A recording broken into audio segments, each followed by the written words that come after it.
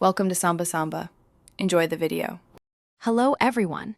In this video, I will explain how to test iodine levels at home using a simple, preliminary method. This easy test can help you gauge if your body might need more iodine. Remember, this is an indicator, not a diagnostic tool.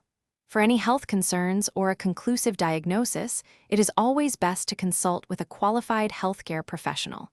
We will cover the materials needed, the application process, and how to interpret your results over a 24-hour period. To begin your home iodine test, you will need just a couple of simple items. First, acquire a tincture of iodine from your local pharmacy. Ensure it is the traditional orange solution, not a clear one, so you can easily see the patch. You will also need a cotton swab or a small brush for precise application. Select a soft, clean, and dry area of skin, like your inner forearm or thigh, for the test patch. Now, let's apply the iodine patch. Dip your cotton swab into the iodine tincture. Carefully paint a square, approximately 2 inches by 2 inches, on your inner forearm or thigh. Ensure the layer is consistent and clearly visible.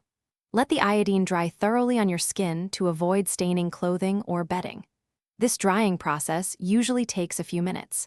Most importantly, record the precise time of application. This is crucial for interpreting your results accurately.